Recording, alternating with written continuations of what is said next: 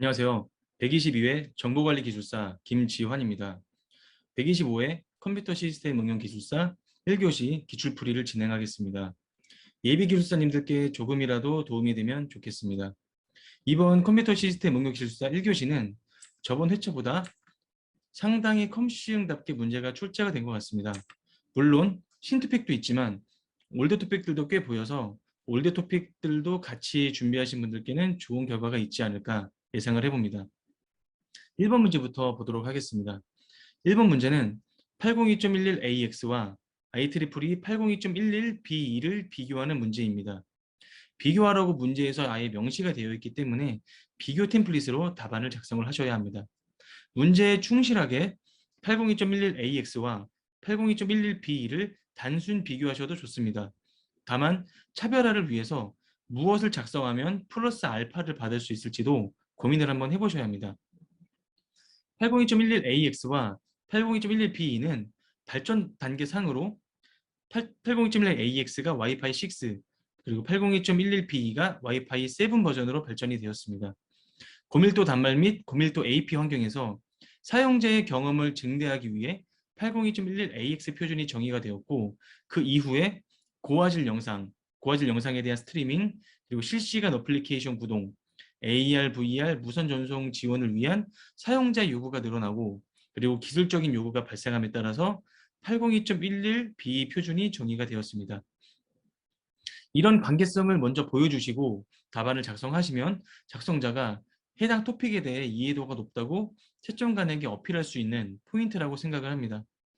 1단락의 관계성을 보여주셨으면 2단락에 실제 문제에서 요구하는 비교를 다양한 관점에서 비교를 해주시면 됩니다. 802.11AX는 801.11AC 규격의 약한 신호 출력으로 인해서 발생하는 취약한 커버리지와 그리고 느린 물리적 속도를 극복하기 위해서 제공하는 고밀도 AP 단말 환경에서 고효율 성능 제공하는 무선랜 표준입니다. 4배 이상의 트루풋을 제공하여 밀집 환경을 개선하고 최대 10GBps의 고속 무선 환경을 제공하여 고속통신을 지원합니다. 802.11B는 IEEE 802.11AX 이후의 차세대 무선랜으로서 기존의 와이파이 6보다 전송 속도가 3배 빠른 30GBps급의 속도를 제공하고 그리고 초실감 미디어 컨텐츠를 안정적으로 전송하는 차세대 무선통신 표준입니다. 멀티 AP와 미모 프로토콜로 인해 다중통신을 지원하고 HARQ, 빔포밍 결합을 통해서 고속 전송을 수행하는 개념적인 차이가 있습니다. 상세 비교를 보도록 하겠습니다. IEEE 801.11AX와 IEEE 802.11B는 와이파이 6, 와이파이 7으로 명명이 되었습니다. 1024 쿼암 그리고 4096 쿼암의 쿼암 모듈레이션의 차이가 있고 데이터 스트림은 8 스트림에서 16 스트림으로 변화가 있습니다. 액세스 포인트는 1개에서 멀티플로 변화가 되었고 대역폭은 2.4GHz, 5GHz만 지원을 하였는데 IEEE 801.11B2로 다시 표준화가 되면서 와이파이 6 2에서 소개가 된 2.4GHz, 5GHz, 6GHz를 지원을 합니다. 싱글 채널의 대역폭도 160MHz에서 802.11B로 표준화가 되면서 320MHz로 확대가 되었습니다.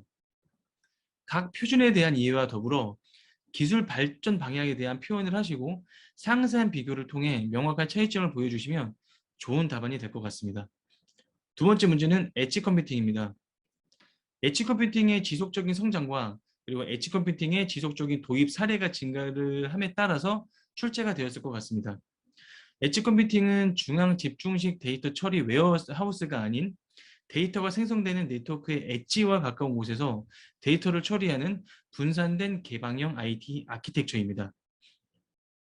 데이터 흐름의 가속화를 지원을 하여서 즉각적인 반응을 지원을 하고 그리고 소스 주변에서 데이터 처리를 수행하여 인터넷 대역폭 사용량 감소를 위해 사용이 됩니다. 또한 퍼블릭 클라우드에 배치할 필요 없이 데이터 처리가 가능하기에 엣지 컴퓨팅의 필요가 증가가 되고 있습니다. 엣지 컴퓨팅은 데이터 소스, 인텔리전스 레이어, 그리고 실천 가능 인사이트의 3중 구조의 패러다임으로 구성이 되어 있습니다.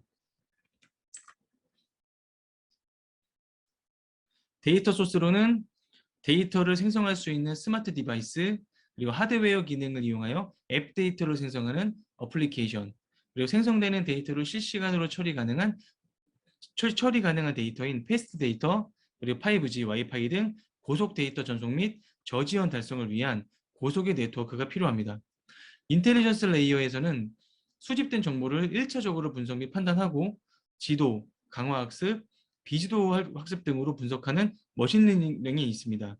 그리고 수집된 정보를 실시간으로 처리하여 지연 시간을 최소화하는 VR, AR이 있고, 알고리즘 모델을 제공받아서 분석 시에 활용하기 위한 인터페이스와 주요 데이터의 경우 클라우드 센터로 전송 및 처리를 하기 위한 클라우드 데이터 센터가 인텔리전스 레이어에 포함이 됩니다. 마지막으로 액셔너블 레이어가 있는데, 인텔리전스 레이어가 분석한 데이터를 이용하여 의사결정을 제공하는 의사결정 영역과 그리고 최적 정보를 획득하고 인사이트를 제공하는 데이터 어플리케이션 레이어가 실천 가능 레이어에서 구성이 되어 엣지 컴퓨터를 구성합니다. 엣지 컴퓨팅은 클라우드 컴퓨팅과 비교를 할 수가 있는데, 지연, 지터가 발생하고 항상 통신이 되어야 하며 집중화가 필요한 클라우드 컴퓨팅과는 달리 저지연의 성능으로 지역 분산화되어 다양한 서비스를 엣지에서 제공하는 엣지 컴퓨팅을 함께 비교하여 다양한 특징을 부강시켜주는 내용을 3단락에 배치를 시켜서 차별화를 가져가시는 것도 좋습니다. 해당 토픽은 빈출 토픽이기 때문에 정확한 목적을 제시를 해주시고 기술 요소에 대한 다양성을 제시하시어 차별화를 가져가시는 게 좋습니다. 3단락의 활용도 잊지 마시면 좋을 것 같습니다. 다음 문제입니다. 유닉스 시스템의 3가지 핵심 컴포넌트를 묻는 문제입니다. 해당 토픽을 아신다면 깊게 작성하시는 것도 좋지만 묻는 내용에 맞게 충실하게 핵심 컴포넌트 3개만 작성하시고, 그리고 다음 문제로 넘어가셔서 시간을 절약하시는 것도 하나의 전략이라고 할 수 있습니다. 시중의 모든 은행이 유닉스 체제로 전환했다는 기사가 있고, 그리고 그만큼 유닉스는 여전히 꾸준히 사용이 되고 있는 OS라는 내용도 같이 있습니다. 때문에 유닉스 시스템에 대한 이해가 필요합니다. 유닉스 시스템의 컴포넌트는 멀티 멀티태스킹 시스템을 제공을 목표로 구성된 시분할 처리 시스템을 구축하기 위해서 시스템 내부적으로 주요 단일 기능을 제공하는 시스템 핵심 모듈입니다. 그리고 이 유닉스 시스템의 3가지 핵심 컴포넌트는 커널, 시스템 라이브러리, 그리고 시스템 유틸리티로 구성할 수 있습니다. 시스템 커널은 가상 메모리 및 프로세스와 함께 운영체제의 모든 중요한 추상화 유지 관리를 담당하는 컴포넌트입니다. 주요 기능으로는 메모리를 관리하고 액세스 컨트롤을 수행합니다. 또한 파일 시스템을 유지하고 인터럽트, 에러를 제어하는 기능을 수행합니다. 시스템 라이브러리는 응용 프로그램이 커널을 통해서 상호 연관될 수 있는 일반적인 함수 집합을 제공합니다. 파일을 열고 쓰는 기능과 더불어 파일에 대한 정보를 함께 포함하고 있습니다. 그리고 프로그램을 실행하고 프로세스를 종료하는 기능도 수행합니다. 프로세스의 우선순위를 변경하는 기능도 함께 수행을 할 수 있습니다. 마지막 컴포넌트는 시스템 유틸리티입니다. 개별, 특정 및 특수 관리 작업을 실행하는 프로그램 집합으로서 시스템 소프트웨어, 사용자 유틸리티, 컴파일러, 디버거의 기능 등을 제공합니다. 핵심 컴포넌트의 주요 기능을 통해 각 컴포넌트들이 연계하여 유닉스 시스템의 OS를 구성합니다.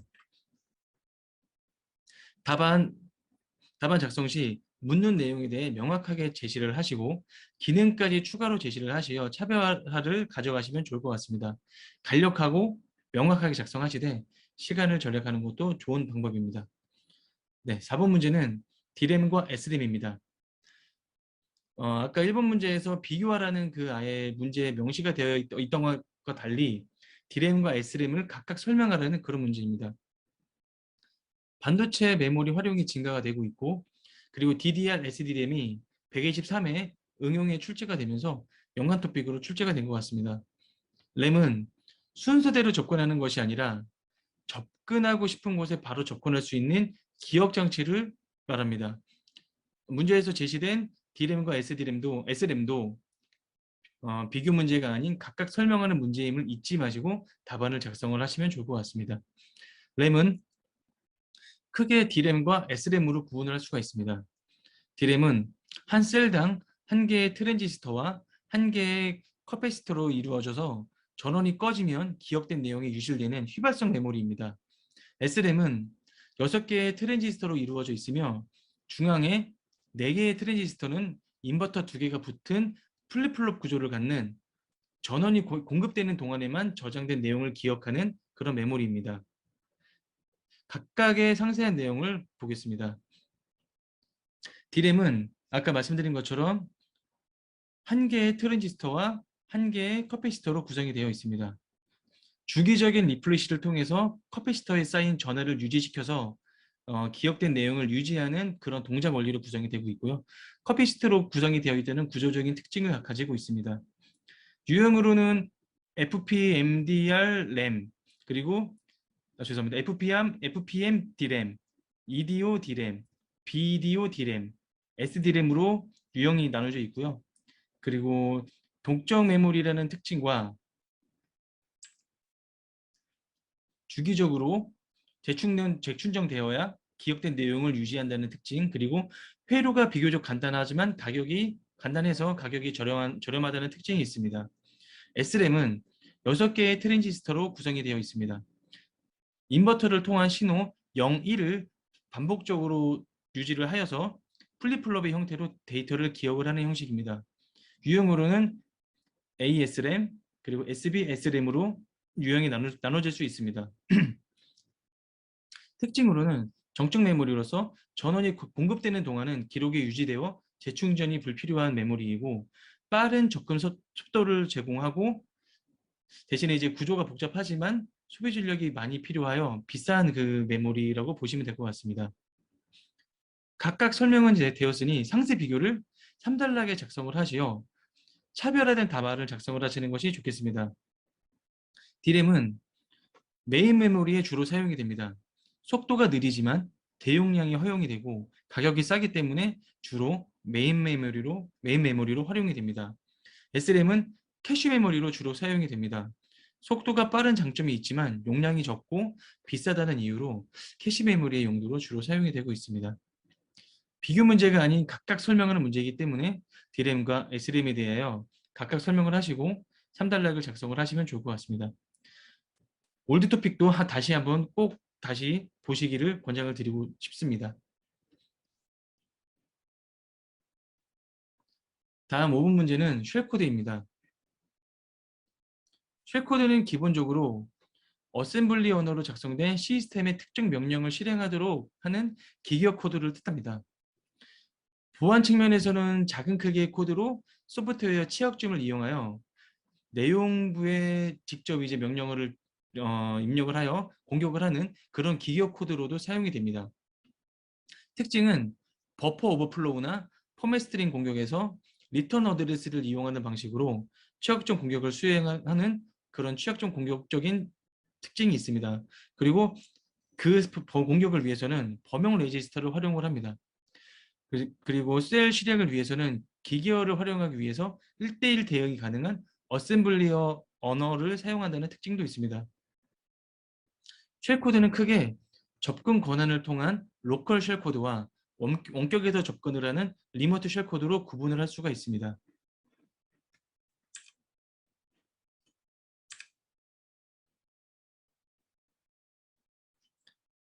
상세하게 보시면 로컬 쉘코드는 대상 시스템의 접근 권한을 통해서 취약점이 있는 높은 권한을 가진 프로세스를 공격하는 그런 쉘코드라고 보시면 됩니다.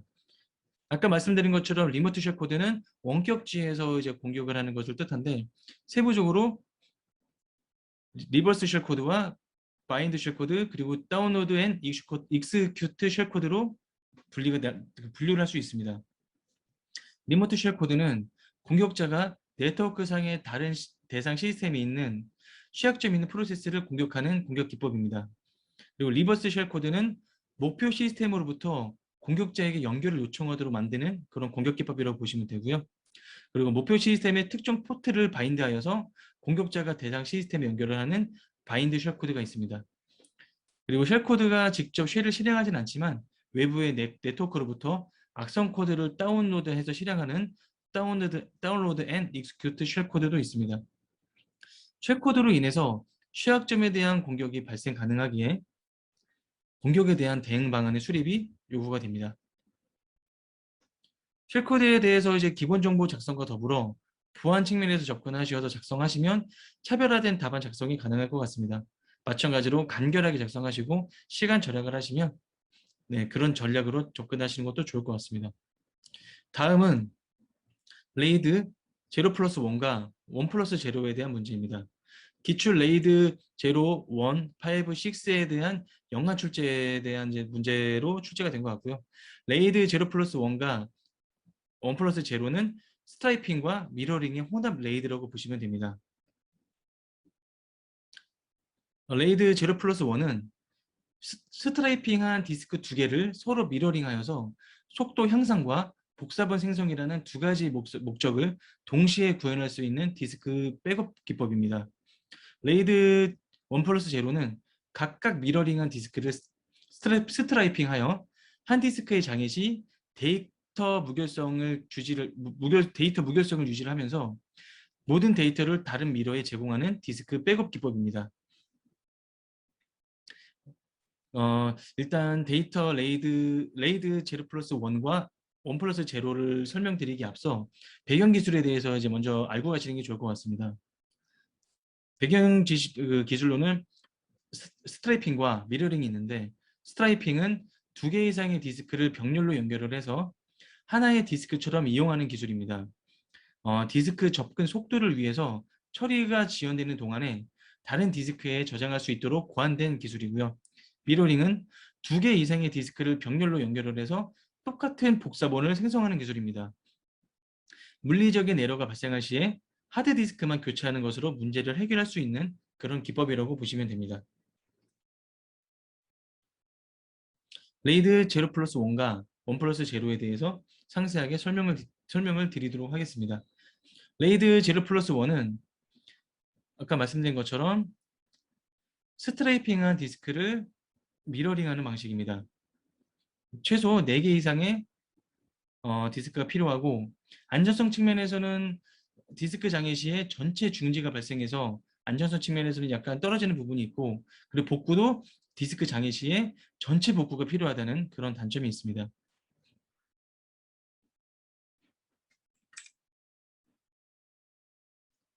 레이드 1 플러스 제로는 미러링을 한 후에 스트라이핑을 하는 방식입니다.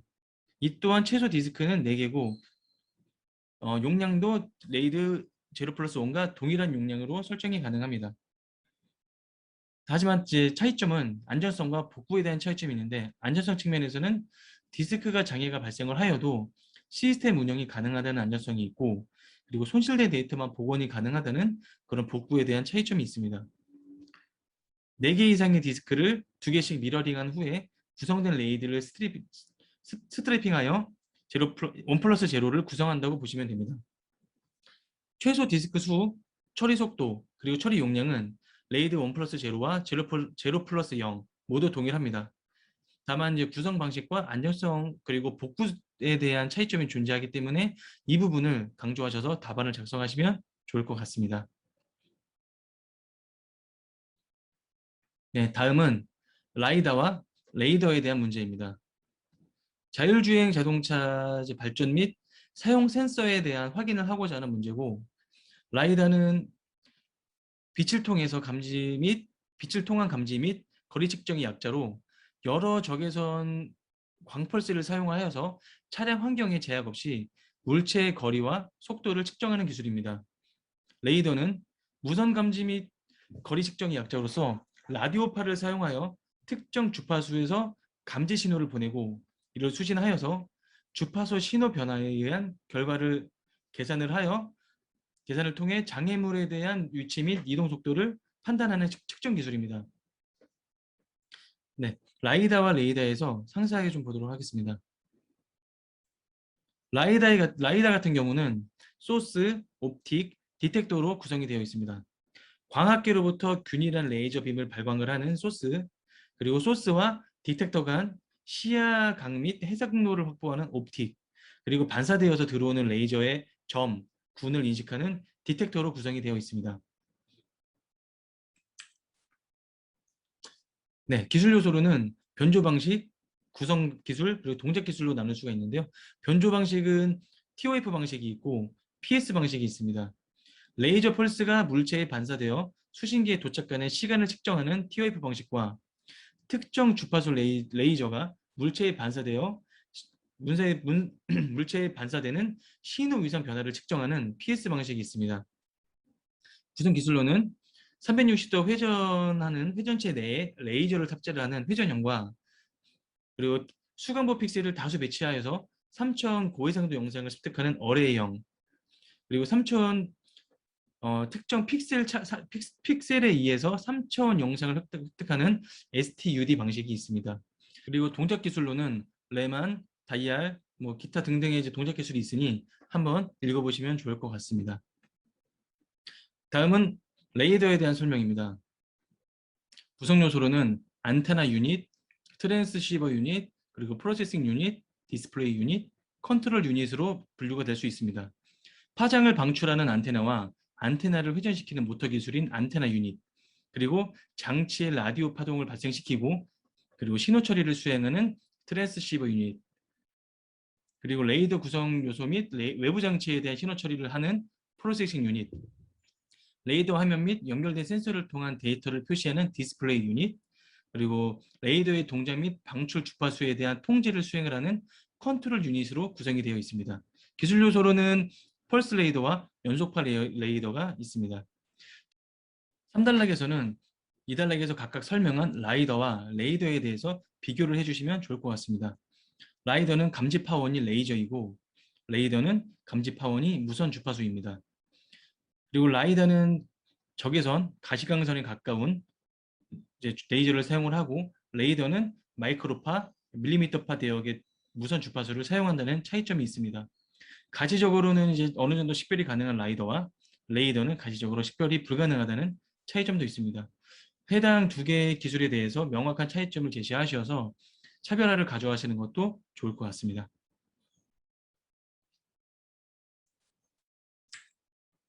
네, 8번 문제는 안티드론입니다.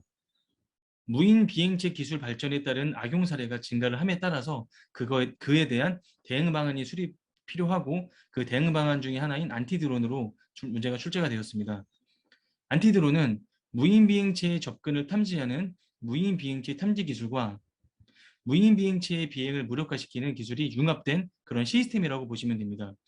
안티드론은 사생활 침해에 대한 문제와 테러에 준하는 사례가 지속적으로 발생을 함에 따라서 필요성이 부각이 되고 있습니다. 무인 비행체를 이용한 불법 촬영으로 인해서 사생활 침해가 증가가 되고 있고 그리고 무인 비행체를 이용하여 폭발, 정보 유출, 그리고 공격 등을 수행하는 테러 사례가 발생을 함에 따라 안티드론의 필요성이 점점 중요시되고 있습니다. 안티드론의 기술 요소는 센서에 따른 탐지 기술과 물리력에 따른 비행 무력화 기술로 나눌 수가 있습니다.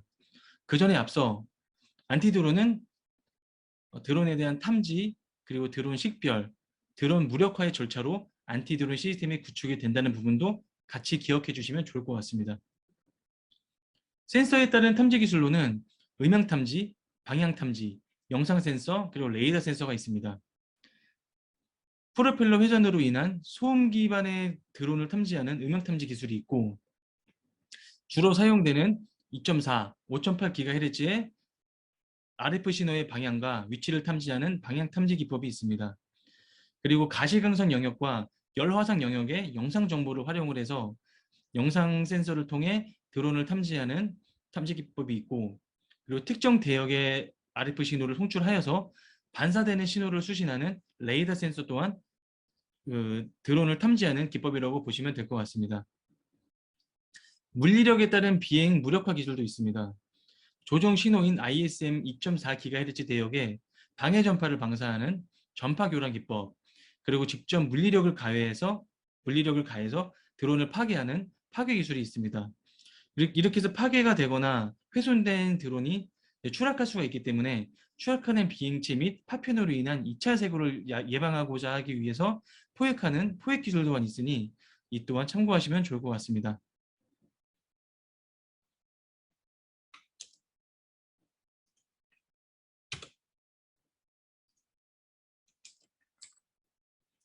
네, 다음은 TCP 래퍼입니다. 호스트 기반의 네트워크 시스템으로서 TCP 서버에서 네트워크 접근에 대한 필터링을 수행하기 위해 블랙리스트와 화이트리스트 방식으로 접속을 제어하는 유닉스 기반의 방화벽 툴 혹은 호스트 기반의 네트워크 접근 제어 시스템이라고 보시면 됩니다. 네, TCP 래퍼의 특징으로는 접근 제어를 제공을 하고, 그리고 라이브러리 랩 링크를 제한을 하고, 그리고 ICMP 필터링을 제어하는 그런 특징을 보유하고 있습니다. 네, TCP 래퍼의 기술 요소로는 설정 파일로는 ETC 내 안에 host.deny, host.allow가 있습니다. host.deny에서는 TCP 래퍼에서 접속 거부를 설정할 때 사용하는 파일입니다. 그리고 host.allow는 TCP 래퍼에서 접속 허용을 설정할 때 사용하는 그런 파일이라고 보시면 됩니다. 서비스 목록과 호스트 목록을 콜론으로 연결하는 형태로 deny와 allow에 대한 내용을 구성을 할 수 있습니다. 예약으로는 모든 것을 매칭시키는 all, 그리고 로컬 호스트와 유사 매칭을 시키는 local, 그리고 호스트 IP와 호스트 이름을 알 수 있다면 모두 매칭을 시키는 known, 알 수 없는 호스트 IP와 호스트 이름에 대해서 매칭시키는 unknown, 그리고 DNS 룩업을 수행을 해서 IP 주소를 가져올 수 있는 경우에 매칭을 시키는 파라노이드에 대한 예약어도 있습니다. TCP 래퍼를 설정하는 방법은 화이트리스트와 블랙리스트로 TCP 래퍼를 설정할 수 있습니다. 화이트리스트는 host.deny에서 모두 거부를 설정한 후에 host.allow에서 필요한 대상만 접근을 허용하는 일반적인 방식으로 보시면 됩니다. 하지만 허용할 목록을 매번 작성을 해야 되는 그런 관리가 필요한 부분이 있고요. 다른 방법으로는 블랙리스트 방법으로 TCP 래퍼를 설정할 수가 있습니다. host.allow에서 모두 허용을 한 후에 host.deny에서 블랙리스트에 해당하는 그 대상을 각각 거부하는 그런 방식으로 보시면 됩니다. 다만 이 부분은 이제 보안에 취약하다는 약점이 있지만 차단 대상만 관리를 할 수 있어서 관리에 용이하다는 그런 장점이 있습니다. 화이트리스트, 블랙리스트 형태의 TCP 래퍼를 요구 및 실무에 맞게 선택적으로 사용을 하시면 좋은 방법이 될 것 같습니다. 다음은 블록체인 트릴레마입니다. 블록체인 트릴레마는 이제 블록체인에 관심이 증가가 되고 있고, 더불어 발생되는 문제점에 대해서 개선점이 요구가 되기 때문에 블록체인 트릴레마가 출제가 된 것 같습니다. 블록체인 트릴레마는 블록체인에서 확장성, 탈중앙화, 보안성의 세 가지 주요 목표 중에서 어느 하나를 희생해야 다른 두 가지 목표를 달성할 수 있다는 이론입니다. 확장성은 사용자 수의 증대에 유연하게 대응할 수 있는 정도를 뜻하고, 탈중앙화는 분산된 소규모 단위로 자율적으로 운영되는 정도를 뜻합니다. 보안성은 권한이 없는 이용자가 사용할 수 없도록 하는 것을 의미하는데, 이 세 가지 중에서 어느 두 가지를 선택을 하면 한 가지를 희생을 해야 된다는 그런 이론이라고 보시면 될 것 같습니다. 네, 블록체인 트릴레마를 구성하는 요소는 아까 말씀드린 것처럼 확장성, 탈중앙화, 보안성이 있습니다. 확장성은 사용자 수의 증대에 유연하게 대응할 수 있는 정도, 즉 블록체인에서는 사용자의 수의 증가에 따라서 거래 건수가 늘어나더라도 무리 없이 전송 처리 용량을 증대시킬 수 있는 그런 능력을 뜻합니다. 요소로는 유저 퍼포먼스, 그리고 트랜잭션 스루풋이 있겠습니다. 탈중앙화는 중앙 집중화를 벗어나서 분산된 소규모 단위로 자율적으로 운영되는 정도를 뜻하는데, 기존의 서버 클라이언트 형태가 아닌 개별 노드들의 자발적인 연결에 의해서 P2P 방식으로 얼마나 작동이 되고 있느냐를 뜻합니다. 이제 사용자에 의해서 통제가 되는 유저 컨트롤, 그리고 이제 오픈 액세스, 뭐 이제 기타 이런 다양한 요소들이 그 탈중앙화의 요소가 될 수 있고, 네, 보안성 같은 경우는 블록체인 내에서 데이터나 프로그램을 권한이 없는 이용자가 사용할 수 없도록 하는 것을 의미를 합니다. 뭐 악성 공격에 대해서 대응을 하는 그런 것도 하나의 요소라고 보실 수 있습니다. 현재 블록체인 기술의 트릴레마로는 비트코인, 이더리움, 이오스 등이 이제 트릴레마를 보유를 하고 있는데, 비트코인과 이더리움은 확장성의 한계를 가지고 있습니다. 그리고 이오스는 탈중앙화에 대한 한계를 가지고 있습니다. 비트코인 같은 경우는 탈중앙화, 보안성은 이제 구성됐지만 확장성의 한계가 발생을 하는데, 이 확장성의 한계는 네트워크 확장에 따라서 트랜지션 속도가 느려지는 그런 확장성의 문제가 있습니다. 이더리움 같은 경우는 이더리움 D 앱에서의 처리 건수에 대한 한계가 존재하기 때문에 이 또한 확장성의 한계라고 볼 수 있습니다. 이오스는 확장성, 보안성은 확보를 했지만 탈중앙화에 대한 한계가 있습니다.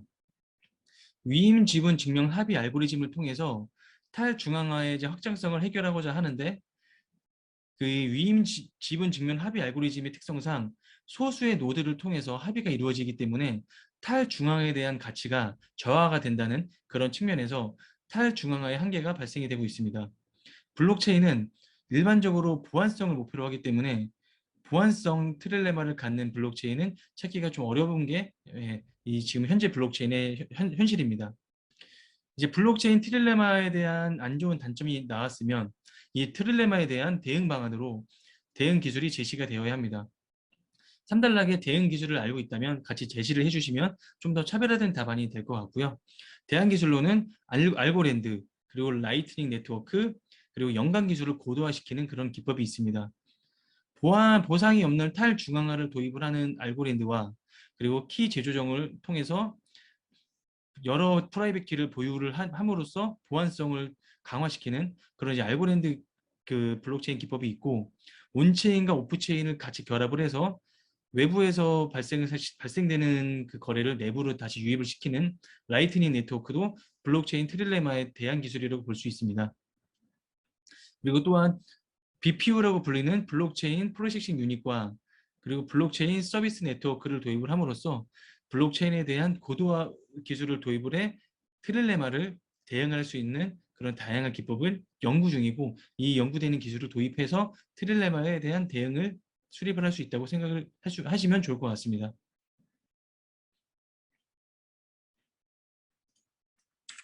네, 다음 문제는 스마트 공장입니다. 스마트 공장은 124회 연관 토픽으로도 출제가 되었다 볼 수 있고, 그리고 스마트 팩토리가 이제 확산이 됨에 따라서 전문 인력이 많이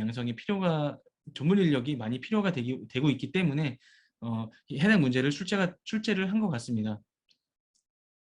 스마트 공장은 전통적인 제조 산업의 첨단 ICT 분야를 접목시켜서 설비, 공정이 이제 네트워킹 되어서 생산 데이터가 실시간으로 활용되고, 그리고 최적화되어서 효율적인 생산 운영이 가능한 그런 공장을 뜻합니다.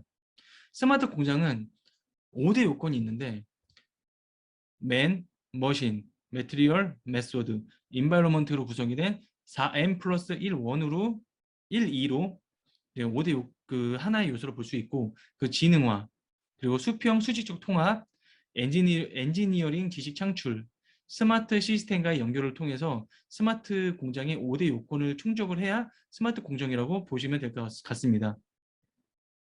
스마트 공장의 기술 요소를 보도록 하겠습니다. 스마트 공장은 핵심 기술인 CPS를 통해서 센싱된 정보를 서비스로 연계하여 지능적인 생산에 대한 운영성을 제공한다고 보시면 됩니다. 네트워크로는 IoT와 USN, 그리고 모니터링 기술로는 통합 관제 기술과 PC 기반 제조, 설비, 제어 기술이 있고, 그리고 시멘틱 메모리 기법이 모니터링 기술로 포함이 된다고 보시면 될 것 같습니다. 제조 설비 플랫폼, CPS, 그리고 스마트 로봇, 디지털 트윈을 하나의 플랫폼 요소로 보시면 되고, 그리고 생산 설비 및 공정 모델링, 그리고 공정 최적화 시뮬레이션, 빅데이터를 모델링, 분석, 최적화에 대한 요소로 보시면 될 것 같습니다. 사모니터링 기술을 이용해서 각 설비의 상태 및 업무의 로드를 파악하는 IoT와 그리고 RFID, 기타 센서 기술들을 이용한 USN으로 전체 공장에 대한 네트워크를 연결해서 유기적으로 네트워크 통신을 주고받고 데이터를 전달받을 수 있는 네트워크가 선제적으로 배치가 돼야 되고, 그 배치된 네트워크 기술 위에 CPS나 디지털 트윈, 스마트 로봇 등을 배치시켜서 공정과 설비를 연계를 하는 그런 스마트 공장의 기술들로 배치를 시켜주시면 좀 더 좋은 답안이 될 것 같습니다. 다만 스마트 공장은 빈출 토픽이기 때문에 차별화할 필요성이 충분히 있습니다. 다양한 기술 요소를 제시를 하시되 제시되는 기술 요소가 스마트 공장과 연관이 되어서 공장에 대한 느낌이 나는 그런 기술 요소들로 배치를 시켜주시면 좀 더 좋은 답안을 작성하시는데 좋은 답안이 작성이 될 것 같고 채점자들도 고득점을 줄 수 있는 그런 답안이 될 것 같습니다. 네, 다음 문제는 ISO IEC 25000입니다. 스컬레라고도 이제 불리는 그런 이제 표준인데 소프트웨어 개발 공정 각 단계에서 산출되는 이런 제품이 사용자 요구를 만족하는지 검증하기 위해서 품질 측정과 평가를 위한 모델, 측정 기법, 평가 방안 등을 모두 통합한 그런 하나의 품질 표준이라고 보시면 될 것 같습니다. ISO 9126, ISO 14598, ISO 12119, 그리고 ISO 15288 등이 ISO 25000으로 표준으로 통합이 되었다고 보시면 될 것 같습니다. 품질 관리 지침, 품질 모형, 품질 측정, 품질 정의, 품질 평가로 이루어진 이런 품질에 대한 정업적인 표준으로서 구성 요소로는 ISO 25000 그리고 25010, 25020, 25030, 25040대역으로 나눌 수가 있고 25000대역에서는 25000, 25001이 구성 요소로 포함이 되어 있습니다. 25000에서는 모델, 용어, 개요 등에 대한 가이드를 제시를 하고 그리고 25001은 기능에 대한 요구사항과 지침을 제공을 합니다. 그리고 25001에서는 25010, 죄송합니다. 25010대역에서는 25010, 25012가 포함이 되는데 소프트웨어 품질에 대한 특성과 하이 특성으로 구성된 모델을 설명을 하고 그리고 대상 데이터의 품질과 특성을 정의를 하고 있습니다. 그리고 25020대역에서는 공통적인 소개와 참조 모델을 제공을 하고 권장 기준 그리고 파생 측정값을 정의를 합니다. 그리고 사용되는 품질에 대한 측정 지침을 제공을 하고 그리고 정량적으로 측정하기 위한 품질 측정값을 정의를 하고 있습니다. 그리고 25030에서는 품질 요구사항에 대한 요구사항 및 권장사항을 제공을 하고 있습니다. 그리고 25040대역에서는 소프트웨어 제품 측정 및 평가 방법에 대한 요구사항을 명시를 하고 그리고 개발자, 취득자 등에 대한 요구사항 및 권장사항 지침을 제공을 하고 있습니다. 그리고 평가 모듈을 설명하는 데 사용할 문서의 구조와 내용을 정의를 하고 있습니다. 그리고 25050과 99에서는 확장 영역인데 특정 어플리케이션의 도메인, 국제 표준을 보완하기 위한 확장 영역이라고 보시면 될 것 같습니다.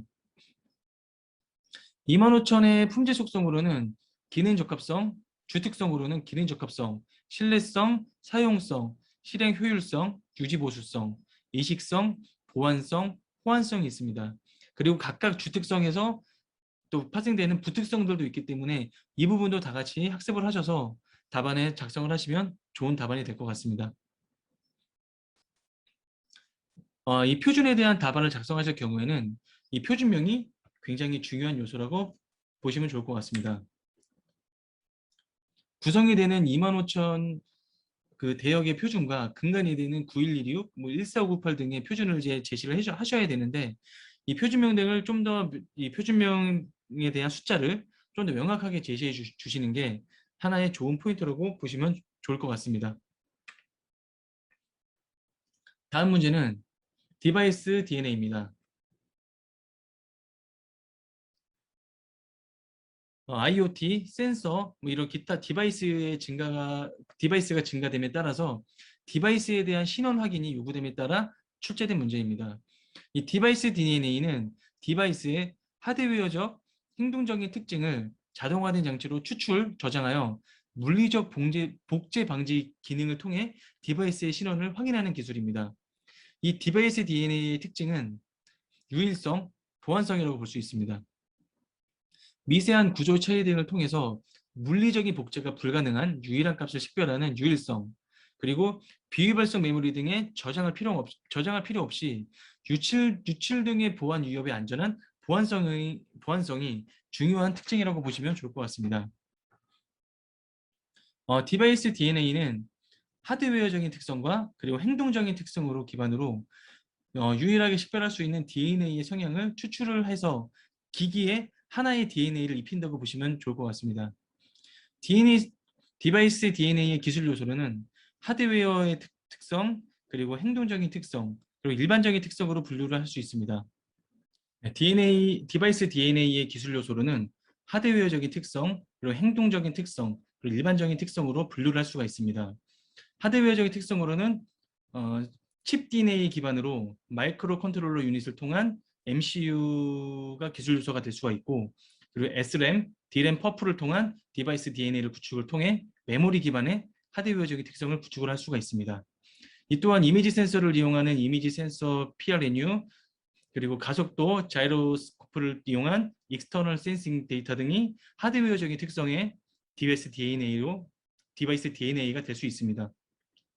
행동적인 특성으로는 데이터에 대한 분석 및 특징 추출, 그리고 추출된 데이터 기반으로 데이터의 오차를 이용하는 세징 데이터와 그리고 주변 환경과의 상호작용을 통해서 유일하게 식별할 수 있는 값을 도출하는 환경과의 상호작용을 통한 행동적인 특성으로 디바이스 DNA를 추출할 수가 있습니다.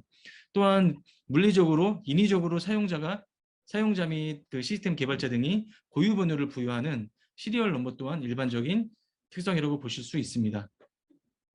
이 디바이스 DNA를 선택하실 경우에는 고려하실 요소가 있습니다. 보유 특성으로는 영구성, 유일성, 그리고 사용 특성으로는 보편성과 측정성, 보안 특성으로는 성능성과 우회성이 있으니 이 고려 요소들을 참조하셔서 디바이스 DNA에 대한 취사 선택을 하시는 게 중요한 요소라고 생각이 됩니다. 이 디바이스 DNA 같은 경우는 이 DNA를 데이터, AI, 네트워크로 접근을 하시면 안 됩니다. 올바른 의미를 작성하시되 퍼프의 개념을 곁들여서 작성하시면 좋은 답안이 될 것 같습니다. 컴퓨터 시스템 응용 기술사 1교시 기출풀이를 여기서 마치겠습니다. 감사합니다.